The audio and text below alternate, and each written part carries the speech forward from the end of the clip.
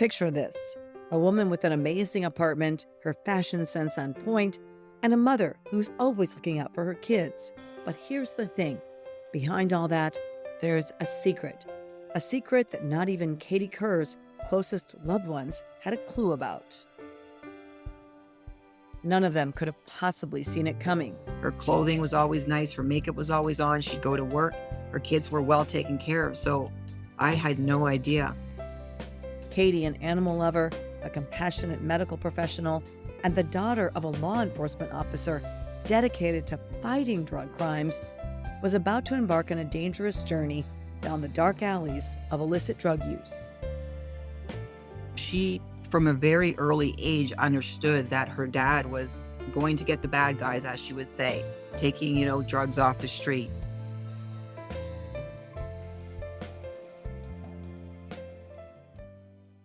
On this episode of Grieving Out Loud, we have the privilege of sitting down with Katie's mom, Deborah Zwicker. Together, we delve into her perspective on where she believes her daughter went wrong and how she relentlessly is seeking justice and the steps she's taking to prevent future tragedies.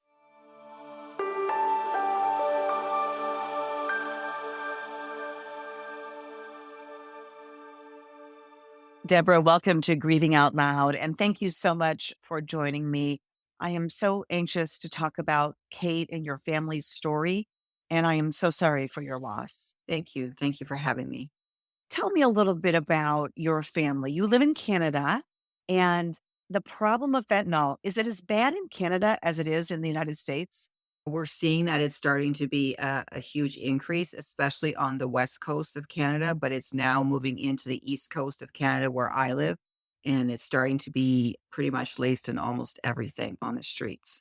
I guess that's really no surprise. So you raised your family in Canada, had 3 kids. Tell me about your kids and your family. Okay, I have an older son who's 30. Brandon is my oldest son. Then we had Catherine. She preferred to call herself Kate or Katie, but Catherine. And then I have a younger son who's 27, and his name's Riley. So growing up, I was a stay-at-home mom. I raised the children. My then husband at the time was an active member of the police force and RCMP in Canada, worked, shift work quite a bit. And I raised the children, and Catherine was just out of the both boys. She was a spitfire, like from the get-go. She was 16 months old. She was climbing out of her crib, coming out the door, like running down the hall. Like she was really, really rambunctious, and she was full of spice and tomboy, a mixture of good and, I guess, a little bit of rebellion in her. And as they grew up, she did everything like other children did. It was a really, middle-class type of lifestyle that we had. My boys played hockey. She did cheerleading. She went to Girl Guides. She loved animals. She was constantly bringing home stray animals, especially stray cats. She absolutely, absolutely loved being outdoors in nature and being around water. She was just a typical, all-around, beautiful little girl. Sounds like typical middle-class family with a mom that stays home because, you hear a lot of opinions out there about people who end up using substances, or especially illegal substances. You hear a lot of opinions about how they were raised or what kind of attention they got or what happened to them. Do you know what I'm saying? I absolutely do know what you're saying. I went back to work when Catherine was about 5 or 6 years old, but the first pivotal years of her life, I was a stay-at-home mom and they were with me. And as she grew older, her dad would come home, and her dad worked on the drug section. His job was actually, after about 7 years, he went into undercover and working drug section work. So she, from a very early age, understood that her dad was going to get the bad guys, as she would say, taking, drugs off the street. When she was around 8 or 9 years old, she had an awareness of that. Her dad was her hero, and she understood that he was making sure that anybody that was selling drugs or doing drugs, that he was trying to make sure that that didn't happen. And so she always knew from a young age it was something that you should stay away from, that it was dangerous. But as she got older, she wasn't experimenting, but she was just like a normal teen. She'd go out with her friends, and then some of her friends would be a little bit like, not the suspect side, but just be kind of a little bit, experimenting. And I would say to her, you have to make sure that you don't do any drugs or anything like that. And she'd be like, no, Mom, I'm not. As, she became a little bit older, I did find out that she had experimented a little bit in weed and trying some alcohol, but nothing to the point where there was an issue with it. And it wasn't until around 2018 when she had surgery for her tonsils and she ended up getting her prescription for Percocet. And unbeknownst to me, after her surgery, she was supposed to come off them after 2 weeks, but she continued to get them illegally without safe supply. There's so much to unpack there. So, first of all, I think that we all hope as parents, if we start, and we have an education curriculum that's based on educating children young about drugs, hoping that that will make a big difference and keep them away from substances that can be harmful and very addictive to them, right? And in Emily's case, we had a family member who suffered from addiction, and she knew that at a very young age. We had lots of talks about drugs. And in fact, my daughter was the poster child for Dare. She read her essay in Dare. And so I think we think as parents, like we can protect them from this by all that education, by all that information, right? Yes, absolutely. I look back now and I say to myself, I felt like I was educating her and her father was educating her, and by showing her and by talking about it and making sure like who she was around, knowing where she was going, but talking about it because she also understood about addiction. And we were a very open family. We talked about it. It was no secret. She sees that her dad goes sometimes 7, 8 months working undercover to try to get these heavy drugs off the street. So she's not going to do that because she knows the effects that it has from some of the stories that she would hear, like, from her dad, and so on and so forth. So there was that part of me that I thought, you know what? She's not going to do it. No, not Kate. Kate wouldn't do that. And you have a whole family full of law enforcement, right? I mean, it really runs in your family. Yes, it does. Yes. My now ex-husband, he's still currently actively, he's 35-year veteran still in the RCMP in Canada.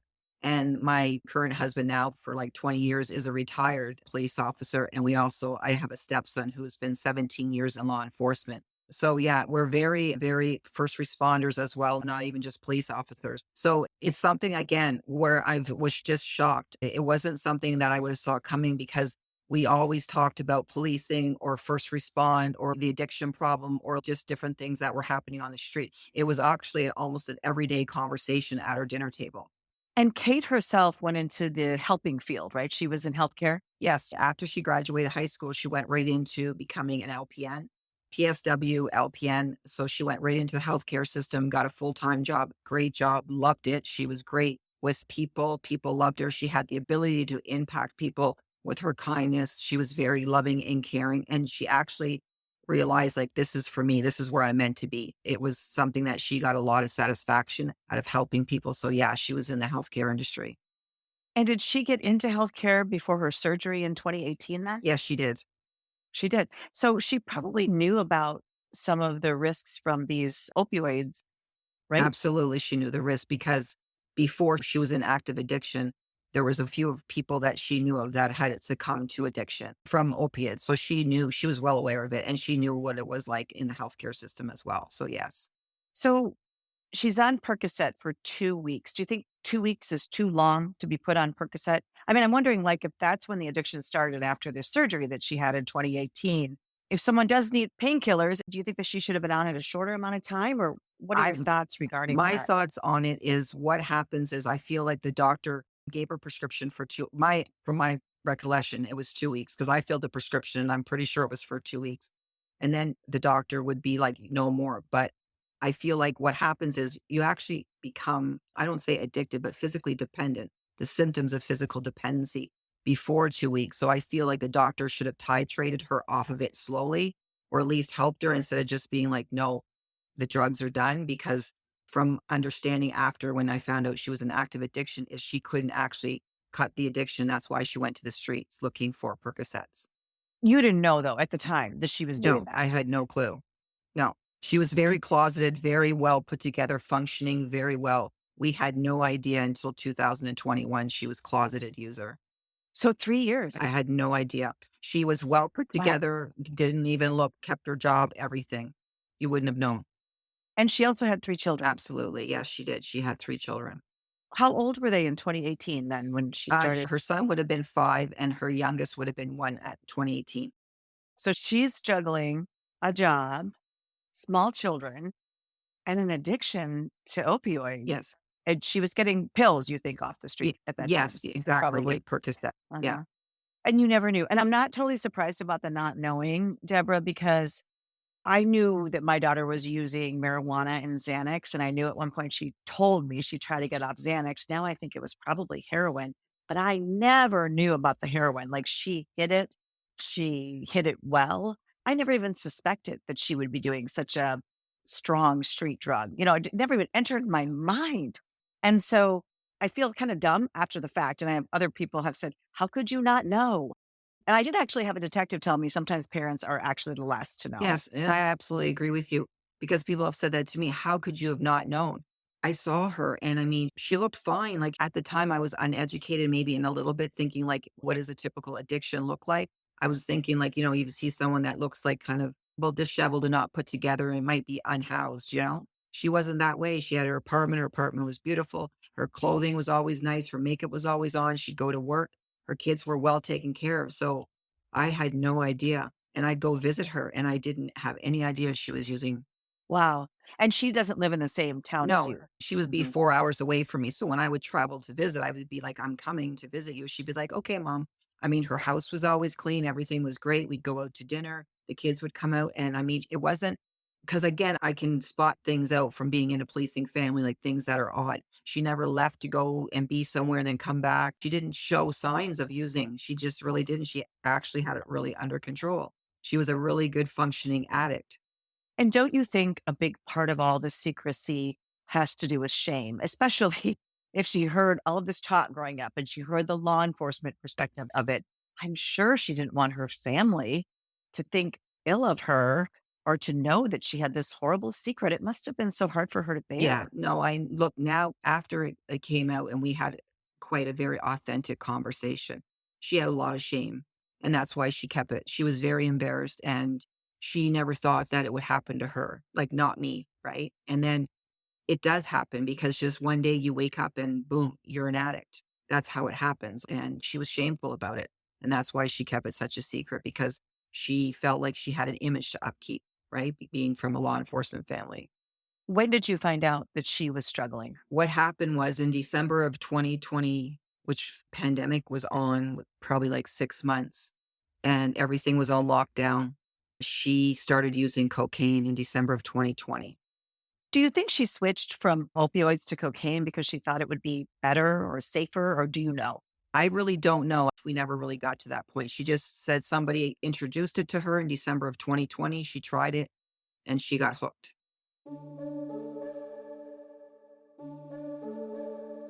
Cocaine has a reputation for being extremely addictive. Experts say experimenting with it just once can lead to a whole lot of trouble down the road. In fact, according to the Center for Substance Abuse Research, crack cocaine is even more potent. They say that a person can become addicted after their very first hit. So within 4 months of her using cocaine, she lost her job. She lost her children. So I got a call from CPS that she had forgotten to pick up her children. So that's when I found out that not only was she an active user and she was an IV user, she had lost her children and she had lost her job. She had already lost her job within 4 months of starting using cocaine. So she was in full blown active addiction where it was no longer functionable. It was dysfunction. She needed the drug in order to even get out of bed. It just really breaks my heart Yeah. just to think about what she went through. And obviously, at that point, you find out because of CPS Yes. and what was going through your mind because you didn't know. Well, I'm shocked. Like, I'm shocked because again, I didn't even know that she would have even had like an addiction. Like, I thought, okay, she probably does weed, maybe, or has done weed. Like, I know that and has a drink, but to find out, like, okay, she's lost her children. They're now in foster care. You need to come and get them, or they're going to be in foster care. We've tested her. She's also an IV user of cocaine. I was shocked. I was in disbelief. I couldn't even believe it. And at first, I was angry because of the children as well. But as time progressed, I realized that she didn't ask to become, it was from the opioids. She told me, Mom, I got addicted to the pain pills and I couldn't get off of them. And I tried cocaine because they weren't really working anymore. Whatever she was getting Percocets on the street, tried cocaine and then, like just went down that rabbit hole. Like some people can maybe function, but for her, it just spiraled her life completely out of control where she lost everything. It doesn't surprise me that your first reaction would be anger. I think most people would be angry at that person. They're supposed to Yeah. be taking care of three young children. And I think that first reaction is normal and natural, until you really got to understand more, especially because it's came kind of out of the blue for you. It wasn't like there was a gradual buildup of like, oh, she has a problem. In Emily's case, I did think she had a problem. I just didn't realize the severity of the drug issue, Yeah. right? And we were working on an intervention, but we didn't get to her on time. She died from fentanyl before we could do that intervention. But did Kate go to treatment then? Yeah. So what happened was I really quickly learned to stop being angry. And I got myself with somebody that was with mental health and addictions to educate me on how to navigate a life with somebody with substance abuse issues. So that really helped because then that helped open the door for Kate and I to have an authentic relationship. I could hold space for her, not enable her, but also have healthy relationship, but creating boundaries, like not giving her money and trying to get her into recovery, active recovery. We finally were able to get her into active recovery September 7th of 2022. So like a little year and a half after her full blown finding out we thought was good.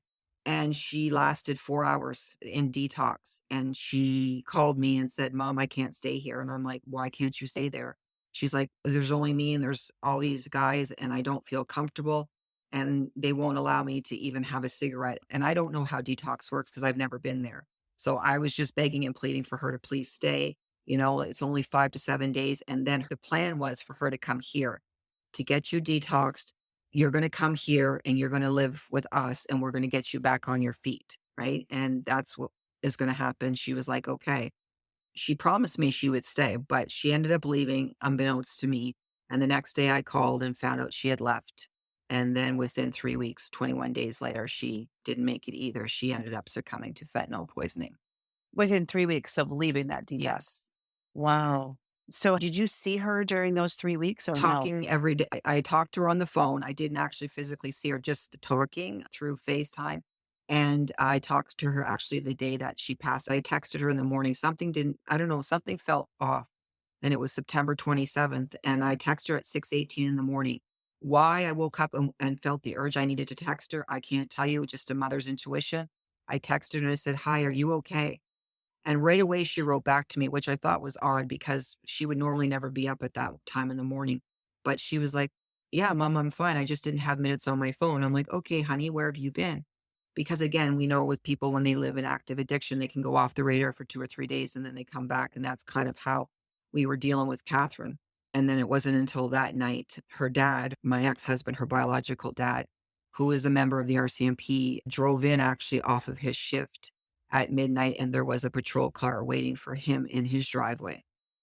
And so when he got out of the vehicle, he knew. He was like, I already know. I know. And so he called me right away and I just collapsed. So yeah. Of course. And the drug that she used on the day she Yes. died was, Cocaine, and it was laced with toxic levels of fentanyl.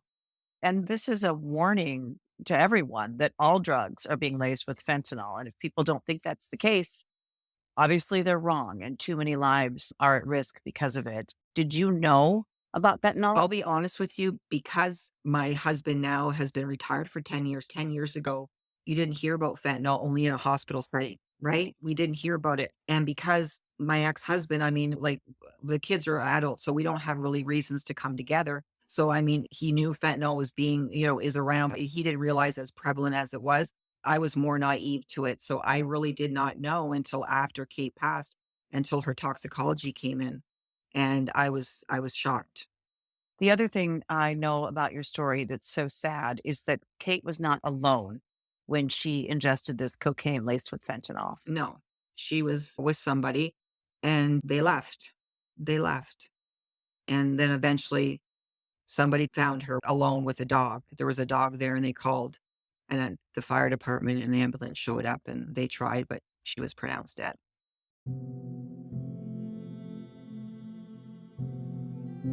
Canada, much like the United States, has its own Good Samaritan laws in place. The law provides crucial immunity for both the person who overdosed and those who promptly call 911 for help in cases involving minor drug possession or drug paraphernalia offenses. The whole point of this law is to prevent overdose deaths and encourage more people to step up and make a life-saving call.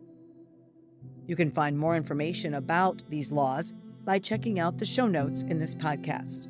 While you're there, we'd appreciate it if you give this podcast a positive review, share it with your friends and family.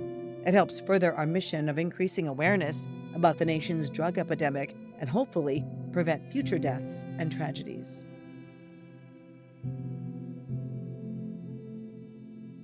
For cases still kind of under active investigation in some regard, the person they suspect, he did call, but left for quite a period of time before he called. We'll say that. I bet the question you'll never know that goes through your mind is, could she have been saved if he wouldn't have left? Yeah, there was some nefarious findings at the crime scene with my daughter. And so Major Crime is still investigating it. They haven't closed her file because that's one of the questions. Why wait so long? And her autopsy has not been completed. I actually talked to the coroner yesterday. They're waiting for the autopsy. And I feel they're waiting for that is just to see the exact time of death and the autopsy based on when they, did the time of death at there because there's too much of a span between the time when she passed and when he called 911. That's why there was a lot of suspicion around him. And anyway, so that's all I can say. But yeah, he didn't call right away. Put it that way. If he would have called right away, the chances are, but it wasn't done right away. That's hard to live with, Yes, isn't it's it? very hard because I feel like in some ways it could have been intentional, like not call on purpose. And so it's hard to take because not only do you lose your daughter to fentanyl poisoning, but it's like, why would somebody do that? It feels like homicide all the way around between the drug being laced with fentanyl and this person not calling for help. It feels like a Yeah. crime to me. I mean, No, it feels like absolutely. Kate was killed. I mean, she was killed. She didn't choose to die. She didn't choose to die. She went to get high. She didn't choose to die. And I agree, she was killed. And they knew she was a police officer's daughter and she was trying to get out. She was trying to get out. We have the text. She was trying to get clean, get out of that scene. And my belief, and you can't tell me anything different, is I feel they knew that she knew too much and she was a risk. And that's pretty much all I can say. But yeah, I hope that you are able to get some justice, but it doesn't ever bring your child back.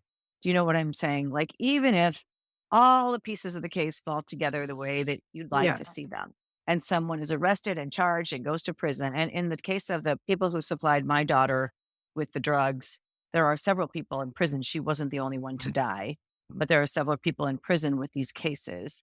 But it doesn't ease that pain, that loss. It doesn't take it away. I mean, I'm glad that there's some punishment so that at least temporarily they're not doing this to other people.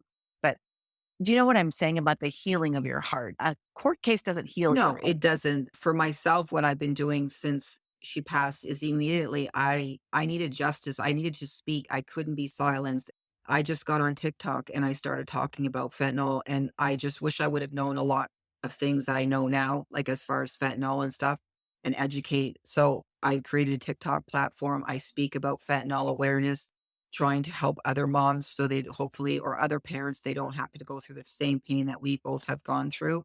And I also, through my lives on TikTok, where usually every Friday night I talk with other moms who are grieving just how we're navigating moving forward after the loss of our child, whether it's through fentanyl or they've just lost their child. But generally, it tends to be most parents who have lost a child to fentanyl poisoning or substance related issues. Right. Well, because it is such a stigmatized death, and it's also a death that's hard to accept. If your child has cancer, it's something that's completely out of your control. It just happened. It's nobody's fault. If your child dies from fentanyl poisoning or overdose, they're judged because of their Absolutely. use. And also, there's no reason why they had to die because most of the time, most of these cases, they're not intentionally seeking fentanyl. Now, I know there are some people out there now Yeah. using fentanyl, which just kind of blows my mind. But they didn't choose to die. They were just choosing, like you said, to get high. And so it's very hard to reconcile all that in our Yes, society. there's so much stigma around it. And I know people ask me, and I am not embarrassed in the least little bit. I do when people say, how did your daughter pass away? And I say, my daughter was poisoned by fentanyl. My daughter suffered from substance abuse issues. And unfortunately, she happened to get a batch that was laced with a substantial amount of fentanyl. And that's how she passed away. And like I said, she had hopes and dreams. I have the text. It's hard seeing the text, seeing that she was like, Mom, I want to see the kids more. She was still seeing her kids with supervised visits, but I want to see the kids more, Mom. I have plans. When I get over there, I'm going to do this, I'm going to do that. And then just find out, like, boom, she's taken away because of fentanyl being laced in drugs. And I know it's out there now, but I just don't understand why they're doing it, with the dichotomy with the drug dealers and why they do what they do. Right. Well, I mean, really, Yeah. it's about money. It's about money and it's about making money. It's about getting people hooked. Fentanyl is cheap. You don't have to go Yeah. crops, those kinds of things like with the opium. You don't have to go crops. It's synthetic. It's cheaper. If you do give it to people, it's highly addictive. So they're going to want to come back more for your drug because if they don't die, and they don't care Yeah. if people die. I mean, honestly, they Yeah. don't care. According to the Centers for Disease Control and Prevention, around 110,000 Americans died in 2022 from illicit drugs, and Canadians are also seeing a rise. The BC coroner says fentanyl is now detected in 9 out of every 10 deadly drug overdoses, including Katie's. Katie died on September 27, 2022, just a few months shy of her 29th birthday. She'll be actually on the 29th. In 2 days will be her champagne birthday, as she would call it. And she was excited about that, Oh. so A yeah, golden yeah, birthday, we call it. Yeah, a yeah. golden birthday, yeah. I know Emily wasn't here for her golden birthday, which would have been Okay. 23, 2 years after her death, and that was really hard for me. How are you getting through these dates? Because I'm farther out in this grief journey than you, and I have a lot of dates in the spring. I have her birthday, I have Mother's Day, the last day I saw her alive, I have her death day. Those are still so hard. I just kinda wish I didn't have to go through them Yeah. every year. How are you Um, doing? How are you doing with those it's hard anniversaries? because, as you know, Angela, it's the first of everything, right? Like, it was Thanksgiving, and then it was Christmas, and then it was just Easter, and now it's her golden for her birthday. It was rough. It was rough. It comes in waves where I'll have 2 or 3 really, really bad days, and it's kind of could be debilitating, and then there's other days where it's like, "No," and I have my mission, my voice, and I use my TikTok, and I work with harm reduction, and I try to spread awareness and just try to create change so people don't hopefully have to go through what we went through. I mean, like you said, I don't know how it's going to change. I wish that Canada had drug laws like the States where they have that drug induced homicide or death by delivery. We don't have that in Canada. And that's something that I'm moving forward. I'm looking at trying to advocate change for because we need that. We need that. They need to be held accountable. It's murder.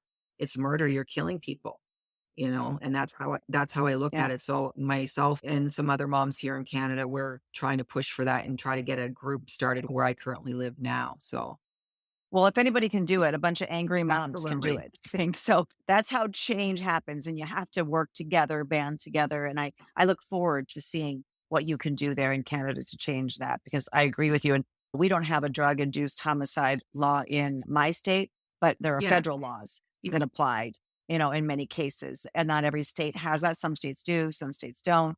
But I think it should be everywhere. And I think that will be a deterrent to some people for Absolutely. dealing, right? Some people are dealing to feed their own habits. And, it's just such a messy thing when you start delving into all the layers of this. But how are the other members of your family doing with Kate's Well, loss? she has step siblings, but her brothers that she was really close to, her 30-year-old and 27-year-old, they're funny and tough.